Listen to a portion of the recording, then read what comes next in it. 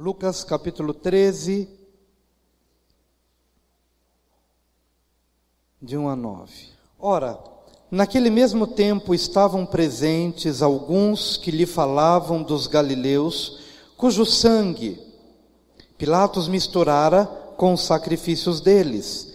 Respondeu-lhe Jesus: pensais vós... Se puder abaixar um pouquinho o microfone, pelo menos para mim. Respondeu-lhe, versículo 2, respondeu-lhes Jesus: pensais vós que esses foram maiores pecadores do que todos os galileus, por terem padecido tais coisas? Não, eu vos digo, antes, se não vos arrependerdes, todos de igual modo perecereis. Ou pensais que aqueles 18 sobre os quais caiu a torre de Siloé e os matou, foram mais culpados do que todos os outros habitantes de Jerusalém? Não, eu vos digo, antes, se não vos arrependerdes, todos de igual modo perecereis. E passou a narrar esta parábola. Certo homem tinha uma figueira plantada na sua vinha, e indo procurar fruto nela, não o achou. Disse então ao viticultor: eis que há 3 anos venho procurar fruto nesta figueira, e não o acho. Corta. Para que ocupa ela ainda a terra inutilmente? Respondeu-lhe ele: Senhor, deixa este ano ainda, até que eu cave em derredor e lhe deite estrume, e se no futuro der fruto, bem, mas se não, cortá-la-ás. Amém. Vamos orar. Pai bendito, nós queremos te agradecer pela tua palavra lida, e agora pedimos a graça para que tenhamos como compartilhar, falar dela de maneira que todos aqui possam entender a tua mensagem, o teu recado para cada coração. Aproveitamos, ó Deus, para lembrar da família do irmão Aparecido, que venha consolo sobre todos os que estão hoje lamentando a perda de um homem muito especial. Consola-os, ministra-os com a tua palavra, com a tua presença, com o abraço fraterno dos amigos e dos irmãos. E abençoa a nossa querida Márcia, também, Senhor, que sofreu um acidente e que precisa de recuperação. Ajude-a, Pai, bem como aos nossos amigos e parentes que sofrem nos hospitais ou em algum lugar. Que hoje, Senhor, venha hoje trazendo graça, conforto e misericórdia. Ajuda-nos e que essa palavra possa ser para a glória do teu nome. Assim oramos em nome de Jesus. Amém.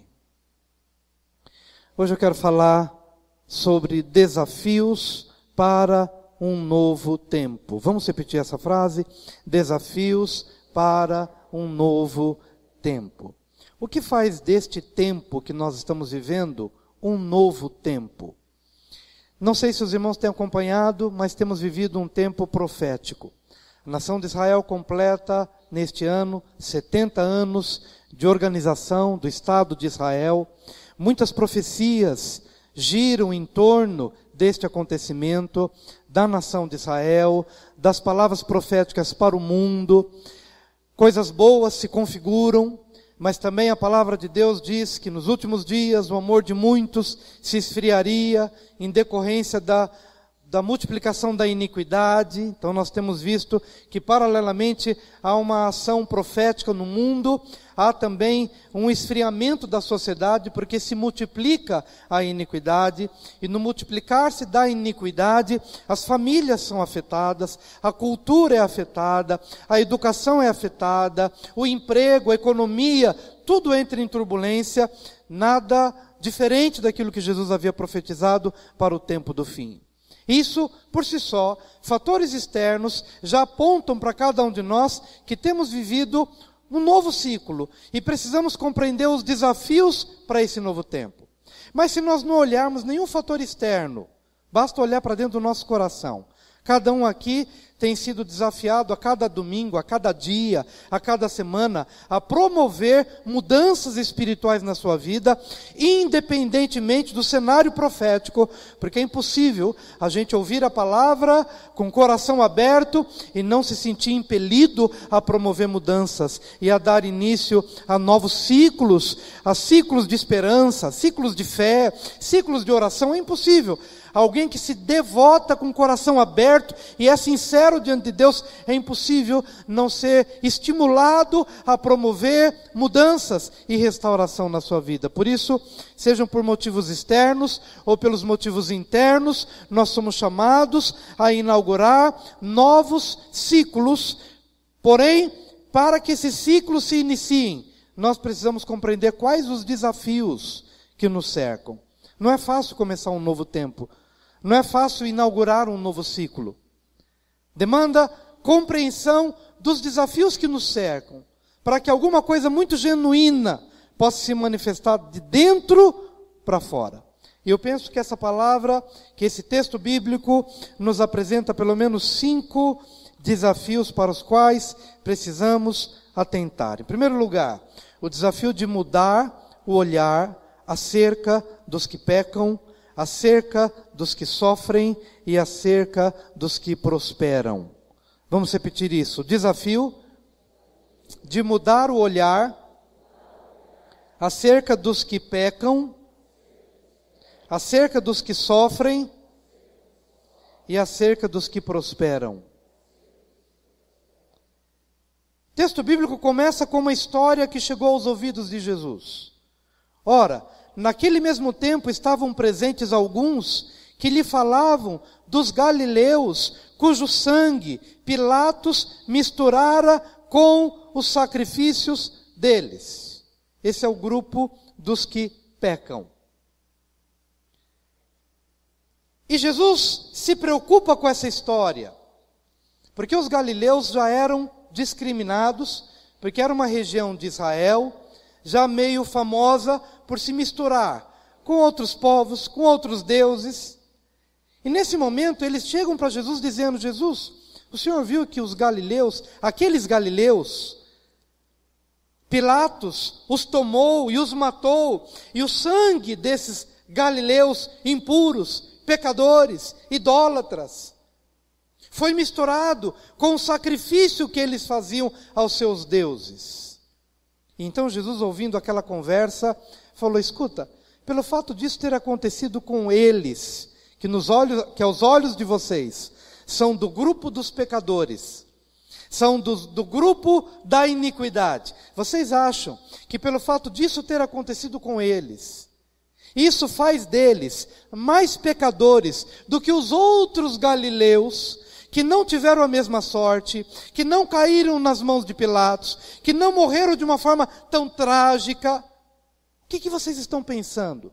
Que pelo fato deles terem tido a morte que tiveram, eles são mais pecadores do que os outros galileus que tiveram uma vida tranquila e que morreram de velhice? Não. Se todos não se arrependerem, todos perecerão. Porque no olhar de Jesus não há grupos. Muitas vezes nós, especialmente nos dias de hoje, onde acabei de dizer que no multiplicar-se da iniquidade, o amor de muitos vai se esfriando, e logo a gente já é remetido a pensamentos de grupos. Por exemplo, a iniquidade está se multiplicando por causa dos grupos das marchas A ou da marcha B, e automaticamente quando a gente começa a distinguir as pessoas e a rotular as pessoas, automaticamente a gente já se coloca no grupo dos que prosperam, no grupo dos santos, no grupo dos que não pecam à semelhança dos outros pecadores. E então vem Jesus e demole a barreira de separação, a barreira de divisão entre pecadores e não pecadores, entre evangélicos e católicos, entre espíritas e budistas, e nos dá uma mensagem geral dizendo: se todos vocês, independentemente do rótulo, independentemente do grupo, independentemente do segmento, independentemente da religiosidade ou da falta de religiosidade, se todos vocês igualmente não se arrependerem, não respeitarei grupos, não respeitarei rótulos, porque Deus vê o coração. Deus não vê bandeiras, Deus não vê faixas, Deus não vê rótulos, Deus vê individualmente cada coração. Por mais que nós sejamos tendenciosos a, de alguma forma, nos identificarmos com alguns grupos, E nós precisamos então mudar o olhar. Porque essa conversa que chegou aos ouvidos de Jesus o incomodou. Sabe por quê, queridos? Porque quando eu já separo um determinado segmento e digo, esses são pecadores, automaticamente eu estou dizendo, eu sou santo. E se eu já me vejo santo, eu nunca promoverei as mudanças necessárias na minha vida. Se eu já me vejo como o melhor marido do mundo, se eu já me vejo como o melhor pastor, se eu já me vejo como pertencente a um grupo seleto dos que não pecam, dos que não transgridem, dos que não se prostituem, então eu já me considero num grupo seleto que nunca promoverá mudança na vida. E se você quer inaugurar um novo tempo na sua vida, essas divisórias, essas divisões, essas barreiras, esses rótulos, precisam começar a ser derrubados aqui e agora e a partir do meu coração. O fato de estar aqui pregando com a Bíblia aberta não me faz melhor do que ninguém. E se há uma coisa de que eu tenho consciência todos os dias quando eu acordo, Deus, tenha misericórdia da minha vida. Quero passar minha vida a limpo. Não me considero mais santo, não me considero melhor, não me considero mais íntegro, não me considero mais puro. Tem misericórdia, porque só eu sei o que eu penso, porque só eu sei o que vai no coração, e na verdade nem eu sei o que eu penso, e nem eu sei de fato o que vai no meu coração, só Deus.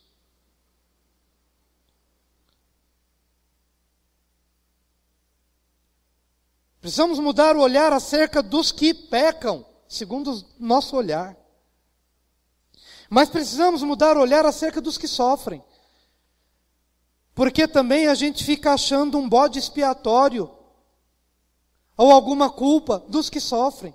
Você já viu que quando de repente as coisas começam a dar errado na vida de alguém, a gente fica a caça às bruxas? Tem que ter alguma coisa errada.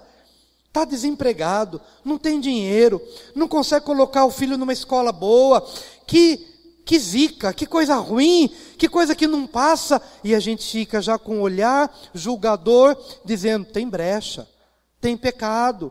Porque a gente não consegue compreender o que Jesus estava dizendo ali naquela ocasião.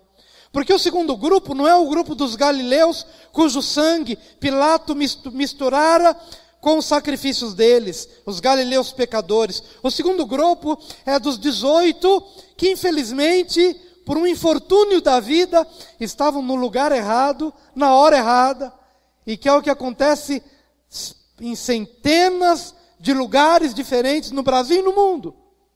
Pessoas boas, pessoas corretas, mas às vezes estão no lugar errado, na hora errada, no trânsito. Às vezes estão no lugar errado, na hora errada, debaixo da torre de Siloé, que cai sobre a cabeça deles e eles morrem.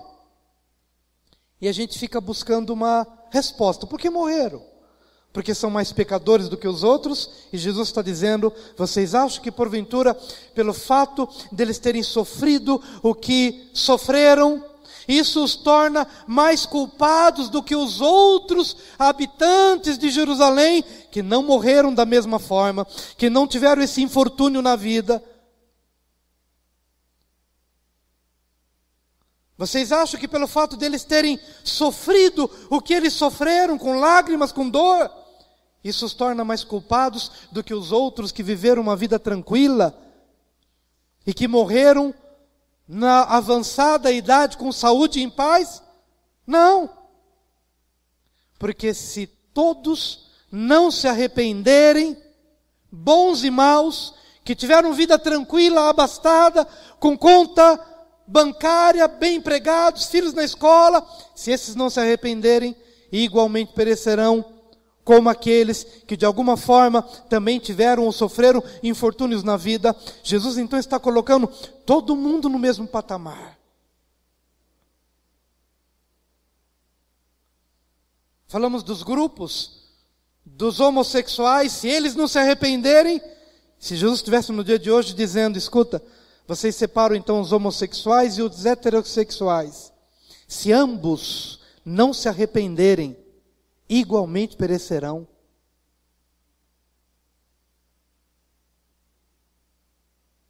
Ricos e pobres, homens e mulheres, abastados e não abastados, se não houver um arrependimento genuíno, daí o cuidado de Jesus, quando houve essa conversa, Ele logo trata de remover essas barreiras. Opa, você está achando que você não precisa de arrependimento só porque você não pertence a grupo A ou grupo B? Você está enganado. Você acha que você não precisa de arrependimento só porque você faz parte do grupo dos que prosperam?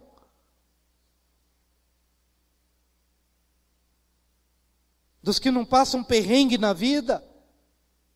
Você acha que o fato de ter prosperidade financeira é automaticamente sinônimo de que Deus esteja abençoando todas as áreas da sua vida? Se ambos não se arrependerem, prósperos e não prósperos, abastados ou miseráveis, ambos perecerão. E é nessa hora, queridos, que a gente começa a promover mudanças. Deus, eu pensei que eu não precisava de mudança, porque tudo está tão tranquilo na minha vida, eu faço parte dos que prosperam, não sou do grupo dos pecadores, nem dos que sofrem, faço parte dos que prosperam, vai tudo bem, está tudo tranquilo, faço parte de uma igreja boa, relativamente boa, onde as coisas acontecem, ou pelo menos se procura fazer acontecer, e essa falsa mensagem na nossa mente, no nosso coração, de que tudo vai bem, faz a gente continuar se contentando com os nossos cultos dominicais, com quanto a gente possa ouvir uma boa pregação e um bom louvor, com quanto Deus continue nos dando prosperidade, pelo menos para a gente ofertar, e a gente vai levando a nossa vida. Portanto, essa mensagem incomodou a Jesus. Porque esse tipo de mensagem, ou esse tipo de identificação com um determinado grupo, sabe por quê, meu amado? Porque quem já se declarou pecador, é mais fácil se arrepender. E quem se autodeclarou como do grupo dos que sofrem, também é mais fácil buscar a Deus e se arrepender. Mas o grupo dos que prosperam, misericórdia. Que apatia. Que indiferença. O grupo dos que está tudo bem, e eu faço parte desse grupo dos que prosperam, então, dificilmente vou dobrar meus joelhos, dificilmente vou me sentir desafiado a questionar a minha apatia, a questionar a minha indiferença, se não for uma intervenção da palavra e do Espírito. Eu vou continuar me contentando com arroz, com feijão, com quanto eu continue pagando a escola para os meus filhos, tendo combustível para chegar no culto, no trabalho, e assim vou tocando a vida. Quero te chamar hoje, em nome de Jesus, a entender que Jesus mandou essa mensagem não foi apenas para o povo da sua geração, foi para a minha geração, foi para os meus dias. E mais especificamente, foi para mim. Foi para mim. E é essa consciência que vai me impulsionar a promover mudanças. Se eu não tiver essa visão, eu vou continuar sendo o que tenho sido hoje, amanhã e depois e depois. O segundo desafio é o desafio para discernir as oportunidades. Essa conversa incomodou o coração de Jesus e o levou a proferir uma parábola. E nessa parábola ele diz: havia um dono de uma terra e ele plantou uma figueira na sua vinha. Não é comum uma figueira ser plantada na vinha. Mas ela é plantada na vinha porque o terreno da vinha é o melhor terreno possível. Mais fofo, mais trabalhado, com maior potencial de frutificação. Então, quando o dono daquela vinha plantou a figueira na vinha, ele tinha uma expectativa: eu vou plantar essa figueira no melhor lugar, no lugar mais favorável, no lugar onde praticamente é impossível não frutificar, porque ele tinha uma expectativa. Por isso, o segundo desafio é o desafio da gente discernir as oportunidades. E eu quero te dar alguns exemplos desta oportunidade. Se você é brasileiro, se você nasceu aqui, e você já viveu muitos anos aqui, eu quero dizer que viver no Brasil, com todas as dificuldades que a gente tem, mas é um lugar maravilhoso para se pregar a palavra de Deus, onde é um lugar maravilhoso, onde em cada esquina, praticamente há um templo, onde na cidade tem para escolher. Se você quiser uma igreja mais tradicional, tem. Quer uma igreja mais renovada, tem. Quer uma igreja que fala em línguas, tem. Quer uma igreja que não fala em línguas, também tem. Você não quer a Bíblia na versão revista e atualizada? Você pode procurar a King James, você pode procurar a NVI, você pode procurar de 10 a 15 versões diferentes, na linguagem de hoje, em todo lugar.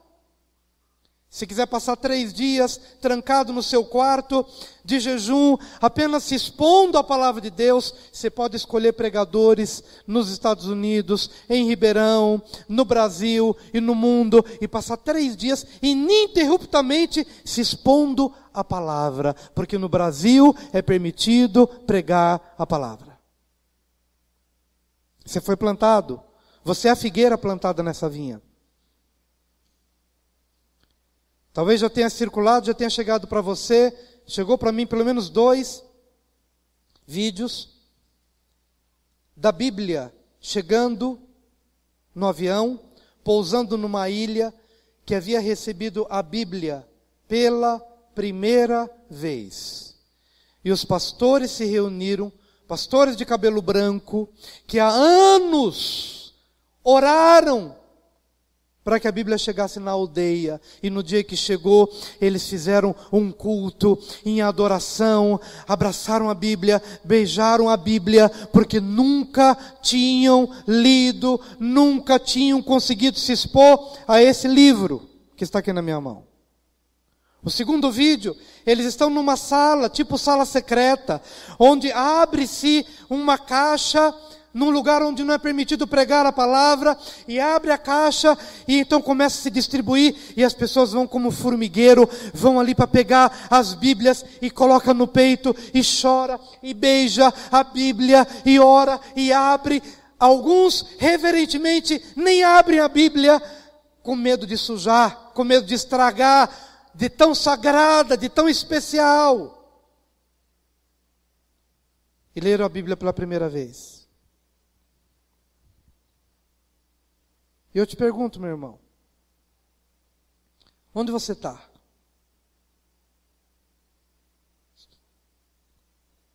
O que nós temos feito com a nossa Bíblia?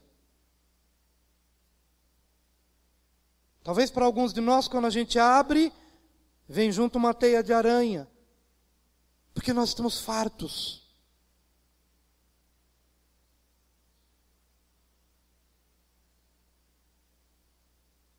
Sabe quando os pais passaram por necessidade e vê o filho esnobando a comida? Lá em casa ninguém deixa um grão de arroz no prato. Ninguém. Porque para nós é pecado fazer isso. Coloca-se a quantidade que vai comer e aquilo que não vai comer, não põe no prato.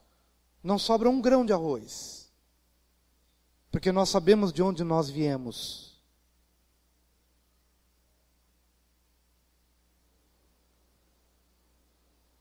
Eu queria, meu amado, que você, diante disso, discirna as oportunidades. Quantas oportunidades? Terminou o culto aqui, amanhã essa pregação está na internet, você pode ouvir de novo. Isso é oportunidade.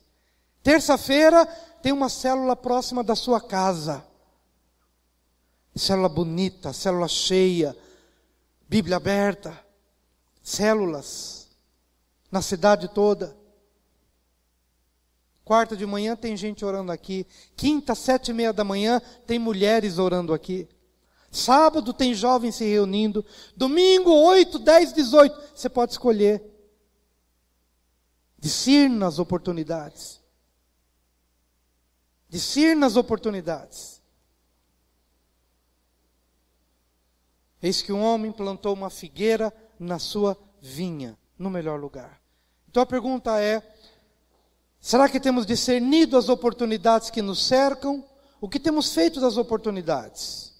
Do banquete que Deus tem nos servido a cada dia.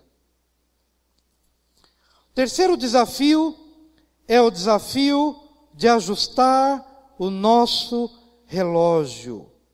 Eis que um homem tinha um campo e plantou uma figueira na sua vinha. E ele disse ao viticultor, há 3 anos eu venho procurar fruto nessa figueira e não encontro. Há 3 anos, diga 3 anos. Quem estava aqui no domingo passado, ouviu a ministração sobre o cedro do Líbano. O justo, Salmo 92, versículo 12, o justo crescerá como o cedro do Líbano, em que, nos 3 primeiros anos do seu plantio, o cedro não passa de 5 centímetros para fora da terra. Mas nesses mesmos 3 anos, as raízes se aprofundam até 1,5 metros. No 4º ano, aí sim, com bases bem estabelecidas e raízes profundas, a partir do 4º ano, aí sim, ele cresce e cresce e cresce, e o justo está sendo comparado ao cedro do Líbano. E ele é comparado ao cedro do Líbano porque ele discerniu que nos 3 primeiros anos ele precisa aprofundar as bases, aprofundar as raízes, ele não tem pressa, ele investe para dentro, no invisível, no interior da terra, busca as águas internas, porque ele sabe que a partir do 4º ano vem vento, tempestade, luta, conflito, mas as raízes são profundas. Isso falamos na semana passada. E eis que de repente vem essa parábola onde Jesus está dizendo há 3 anos, os mesmos 3 anos. Há 3 anos eu venho procurando fruto nessa árvore. E não encontro. E eu queria te perguntar hoje, não para que você se sinta condenado, mas apenas para te ajudar a entrar num processo de reflexão. Como foram os últimos 3 anos da sua vida? O que você priorizou? Quais as bases que você estabeleceu? E se porventura o sentimento é de frustração por um tempo mal investido, então eu quero agora que você olhe para frente. O que você vai fazer nos próximos 3 anos da sua vida, em relação ao seu casamento, em relação à sua família, em relação à sua profissão, em relação à sua condição de avô, de avó, em relação à condição de cidadão, em relação à condição de cristão. O que você há de fazer diante da necessidade de ajustarmos o nosso relógio com o relógio de Deus? Veja que é Deus quem está falando. É Deus quem está contando o tempo da nossa vida. Pode ser que nem eu nem você tenhamos esse hábito, mas a própria palavra diz: ensina-nos, Senhor, a contar os nossos dias para que alcancemos corações sábios. Ensina-nos a contar. Ensina-nos a contar os nossos dias. Ensina-nos a marcar, a registrar. Ensina-nos a ajustar o nosso relógio, para que a gente não venha correr o risco de perder as oportunidades naquele tempo que Deus nos concedeu. Ajustar o relógio com o relógio de Deus é pedir a Ele discernimento, porque só Ele sabe o meu futuro. Sabe por que Jesus foi tão eficaz naqueles 3 anos de ministério?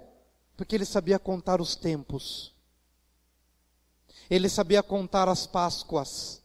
De tal maneira que quando se aproximou da última Páscoa, Ele sabia: essa é a minha última Páscoa. Não quero que ninguém fique perguntando: Deus, quando é que eu vou morrer? Mas eu quero que você compreenda: Deus, qual é o tempo que eu estou vivendo? E o que o Senhor quer que eu faça de mais produtivo, tendo em vista um plano maior que eu ainda não consegui vislumbrar a meu próprio respeito.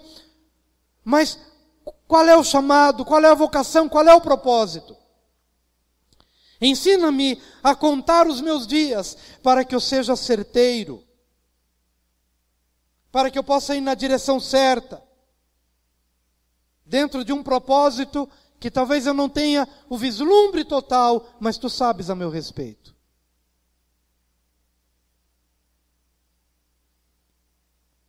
Ajustar o relógio.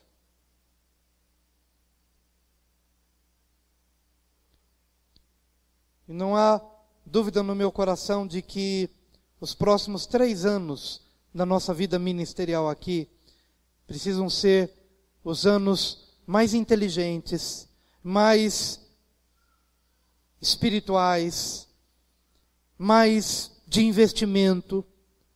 Os próximos anos da nossa vida tem se formatado algo no meu coração, de maneira que, se você quer que os próximos 3 anos sejam anos de profunda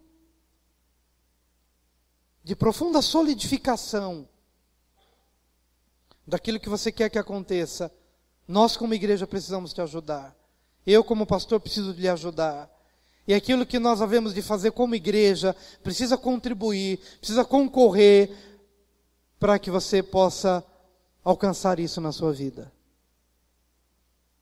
Então diga para o seu vizinho, os próximos 3 anos serão os melhores anos da sua vida. Diga isso, profetize isso na vida dele.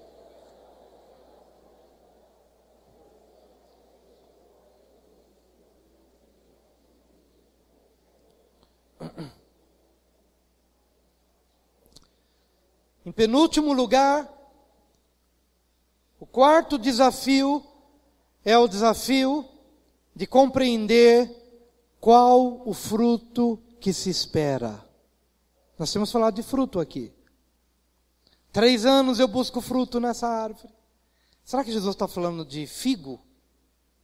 Já que está falando de figueira?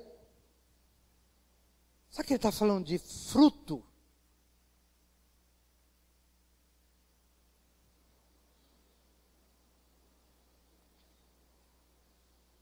Tem uma árvore lá no condomínio onde eu moro, fica ali na rua do Rodrigo e da Luciane, ali na rua de vocês, lá no finalzinho, tem uma subidinha, tem uma árvore. Não sabia o nome da árvore, mas a Noemi me explicou que é mirtilho. Quem conhece mirtilho? Conhece? Uma frutinha vermelha. E a gente, quando faz caminhada, a gente passa ali naquela rua e dá uma subidinha e fica ali, comendo os mirtilhos, levando para casa. Gosto muito. Um dia desses, eu fui sozinho e fui lá atrás do fruto. E não encontrei nada. Me deu a vontade de amaldiçoar a árvore, como Jesus fez. Nunca mais, estou brincando, não tive vontade não. Eu tive muita compaixão da árvore, eu tive muita... Por quê? Porque eu respeitei o tempo dela, né? Não é tempo de frutificação, vai frutificar e a gente vai comer muito daquele fruto. Mas quando eu estive debaixo daquela árvore, eu me lembrei de Jesus falando daquela figueira, quando ele sentiu fome e ele procurou fruto naquela árvore e não encontrou, ele então liberou uma palavra: nunca mais ninguém coma fruto de ti. Jesus não estava com raiva da árvore, ele estava apenas deixando aquilo como um sinal do que a árvore representava. A árvore representava uma esterilidade religiosa. Jesus estava dizendo o seguinte, que daquela árvore, da religiosidade mórbida, nunca mais ninguém comeria. Nunca mais ninguém comeria do engano, de uma aparência de piedade, mas de uma essência vazia. Nunca mais ninguém seria enganado por uma religiosidade infrutífera. Porque o verdadeiro evangelho estava chegando e aqueles que de fato quisessem comer, haveriam de encontrar comida, palavra, alimento para suas vidas. Mas eu lembrei dessa árvore, porque a gente falou de fruto. E esse fruto não é o mirtilho, é o fruto do arrependimento.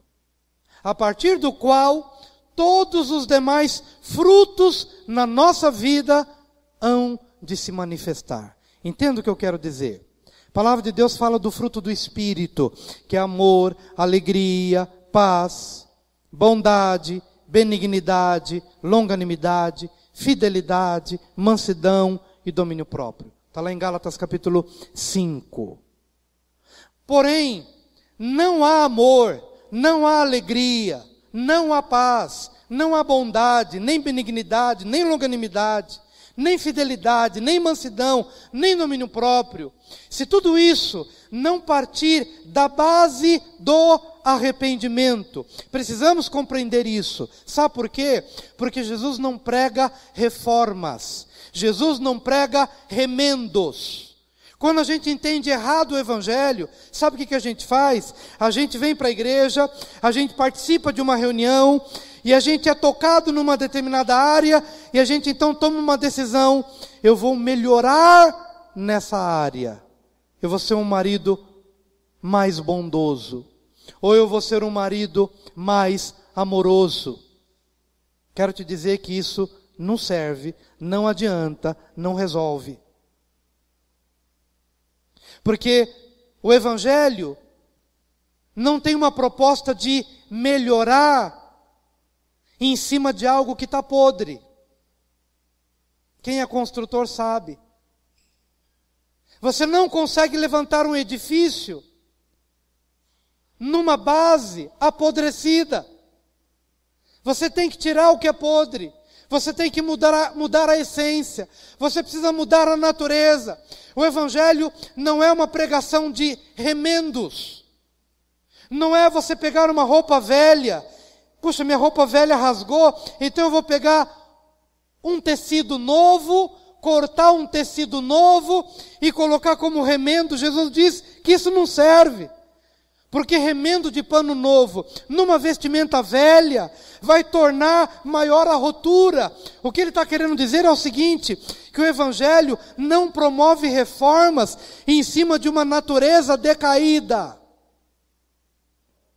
A natureza decaída precisa se converter. E aí sim, quando nos convertemos por meio do arrependimento genuíno. E sabe o que nos impede de uma conversão genuína? Porque nós já de antemão nos inserimos na categoria dos que prosperam, ou na categoria dos religiosos. Então não promovemos conversão, promovemos apenas reformas ou remendos, porque já estamos inseridos num contexto de aparente bondade, e então não promovemos conversão. E aí é que está o grande problema.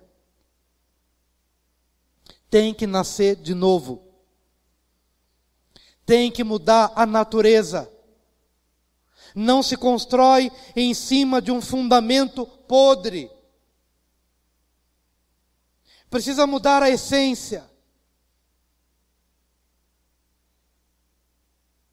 Precisa rasgar o coração. O fruto é o fruto do arrependimento, a partir do qual todos os demais frutos aí sim se manifestarão.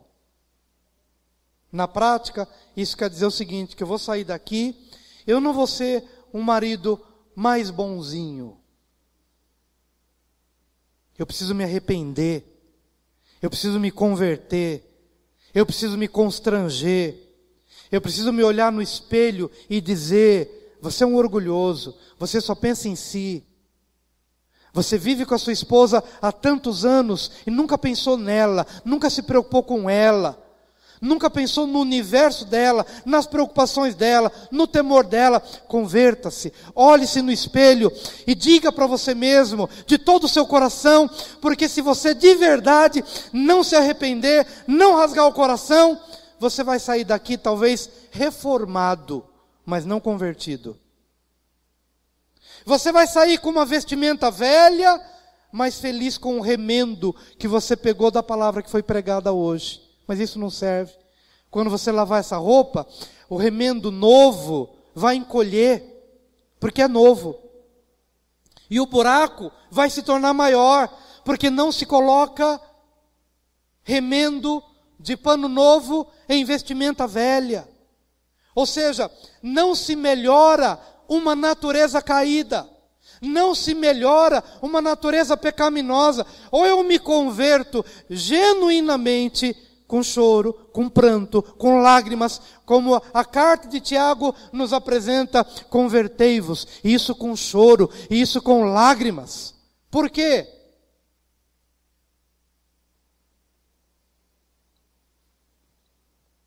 Porque vocês andam em disputas, porque vocês andam brigando, porque vocês andam divididos, porque vocês guerreiam, e guerreiam, e guerreiam, por causa de uma carne inflamada que os impele para o mal. Convertam-se. A mensagem é do arrependimento. O fruto é do arrependimento, a partir do qual, aí sim, podemos falar de amor, podemos falar de alegria, podemos falar de paz, de bondade, de benignidade, de longanimidade, de fidelidade, de mansidão, de domínio próprio. Aí sim podemos conversar sobre isso. Porque é desse fruto que Jesus está falando, o fruto do arrependimento. Fruto do arrependimento. Preciso me constranger pelo tipo de namoro que eu tenho vivido.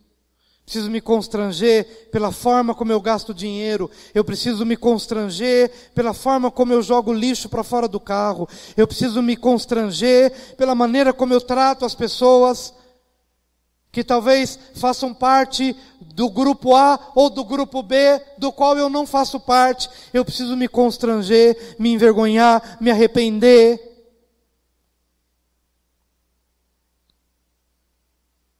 Preciso ter a natureza mudada. Isso é o fruto do arrependimento. Preciso me arrepender de ser passivo. Preciso me arrepender de ser acomodado. Preciso me arrepender de me sentir parte do integrante do grupo dos bons. Preciso me arrepender disso. Preciso me arrepender da minha língua. Preciso me arrepender de falar mal das pessoas. Preciso me arrepender de criticar. Preciso me arrepender de murmurar sobre tudo e sobre todos. Preciso me arrepender.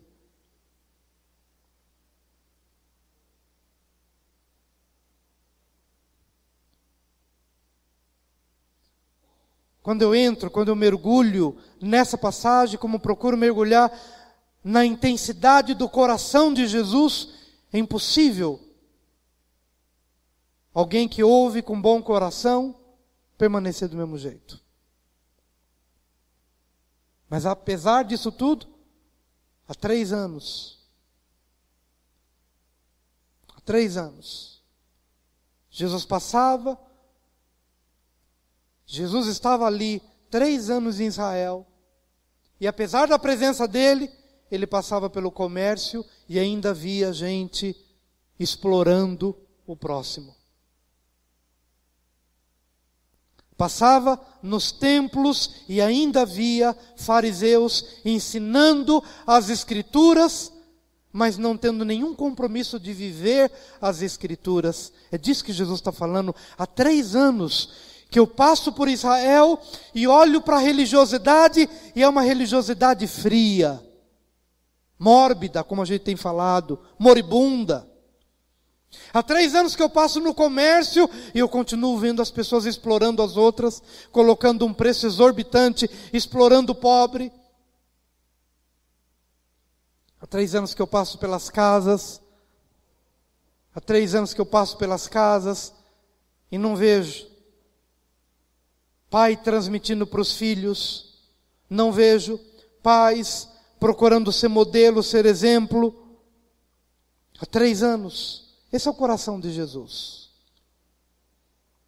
Há 3 anos que eu venho comer do fruto dessa figueira, do fruto de arrependimento, mas não há fruto. Corta essa figueira. Por que ela está plantada num lugar tão fértil? Vamos plantar uma outra árvore. Aí o viticultor, movido de compaixão pela árvore,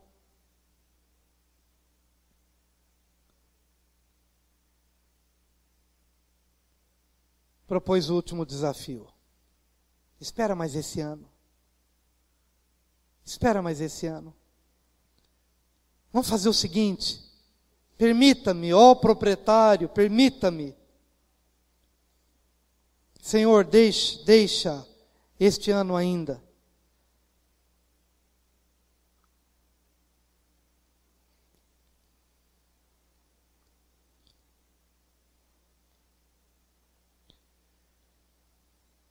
Senhor, deixa este ano ainda, até que eu cave em derredor e lhe deite estrume. Senhor, não corta. Deixa este ano ainda, até que eu cave em derredor e lhe deite estrume. E se no futuro der fruto, bem, mas se não, cortá-las. Qual foi a proposta do viticultor? E a última proposta é essa: aceitar ser trabalhado pelo especialista. Nem sempre esse tratamento é fácil, porque implica em revolver a terra. Implica em mexer no que está quieto. Implica em deitar estrume, vai cheirar mal, vai incomodar, vai machucar. Mas deixa eu cavar, o viticultor ainda, com um olhar de misericórdia para com aquela árvore, com o coração de quem lida com as árvores, movido por misericórdia, ele pede, ele suplica ao dono da terra: não corta ainda. Deixa eu cavar um pouco mais. Deixa eu deitar estrume. Quem sabe nessa tratativa toda, quando a gente se deixa ser tratado por Deus, há de se descobrir alguma coisa nas raízes da sua árvore. Um trauma de infância. Quem sabe no revolvimento desta terra, não venhamos a descobrir entulho, pedra, terra inapropriada, lembranças traumáticas, violência sexual, abuso do vizinho, do avô, da mãe, do pai. Quem sabe na tratativa onde se aprofunda um tratamento mais pontual, mais específico e ainda mais misericordioso, a gente não vem encontrar uma praga nas raízes. Quem sabe? Vamos ter misericórdia, vamos ter graça, vamos ter bondade, vamos dar uma chance. Vamos oferecer a essa árvore uma oportunidade de ser mexida, de ser trabalhada, de ser escavada, de ser melhor cultivada. Quem sabe esse ano não possa ser um divisor de águas na vida dessa árvore. Jesus estava olhando para Israel. Jesus estava olhando para Jerusalém. Jesus está olhando para a igreja, Jesus está olhando para mim, Jesus está olhando para você, Jesus está olhando para o seu matrimônio, Jesus está olhando para o seu coração, Jesus está olhando para a sua vida, Jesus está olhando para essa cidade. Desejo profundo do meu coração, nessa noite, é que você possa se expor a isso.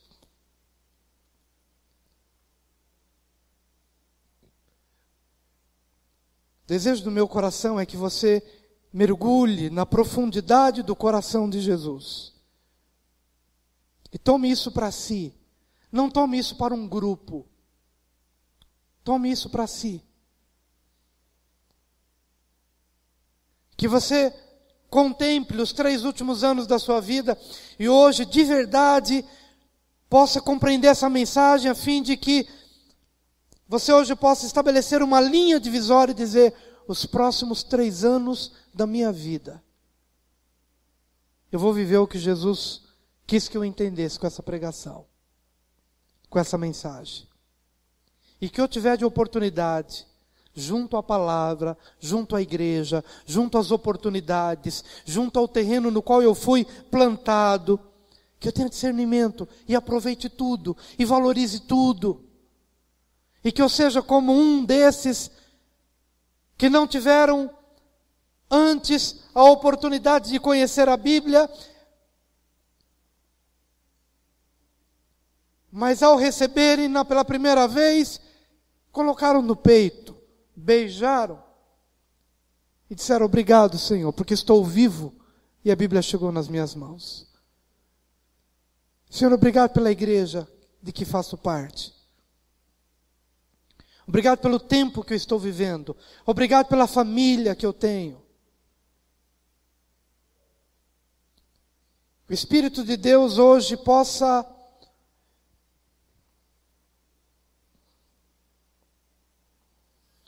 promover uma profunda, real, sincera e genuína conversão a Ele.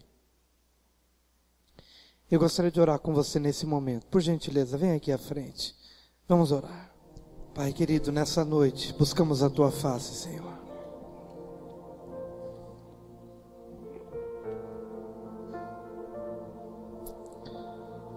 Ó Senhor, não temos muitas palavras para Te apresentar hoje aqui.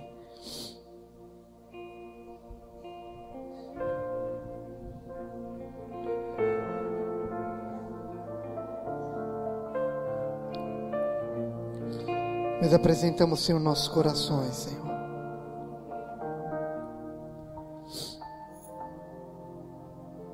Apresento o meu coração diante de Ti, Senhor.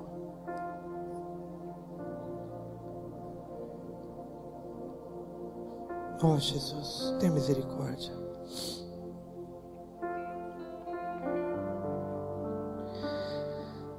Peço que Teu Espírito Santo nos ajude a discernir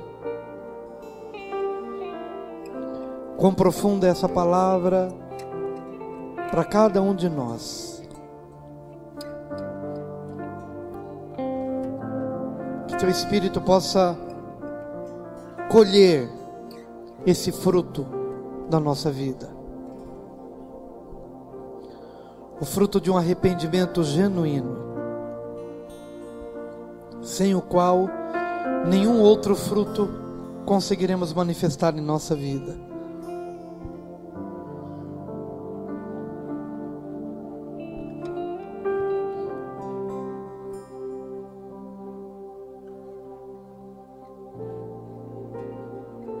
Coloque a sua vida, querido, diante de Deus.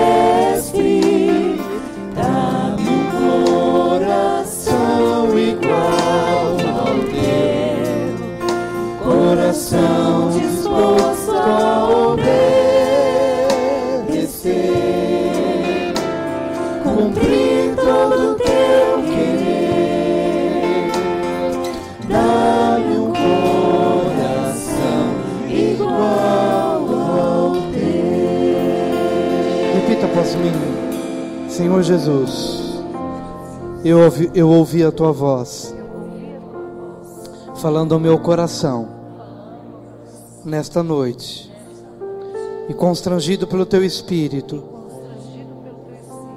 eu declaro o meu desejo, não de reforma, nem de remendos, mas de conversão genuína, de todo o meu coração. Eu me devoto a Ti hoje, entrego a chave do meu coração em Tuas mãos. Perdoa-me, Senhor, lava-me por completo, escreve o meu nome no livro da vida, porque eu quero passar a vida presente e toda a eternidade ao Teu lado. Entra na minha vida, apaga as memórias que me aprisionaram, liberta-me, Senhor, pelo poder da palavra, pela unção do Teu Espírito, e que eu nunca mais seja o mesmo, no Teu nome, Jesus. Eu acredito que você agora pode dar um abraço amoroso, de compaixão, nas pessoas que estão do seu lado. Que o Senhor abençoe a sua vida através desse abraço, abençoe a vida do seu irmão através desse abraço.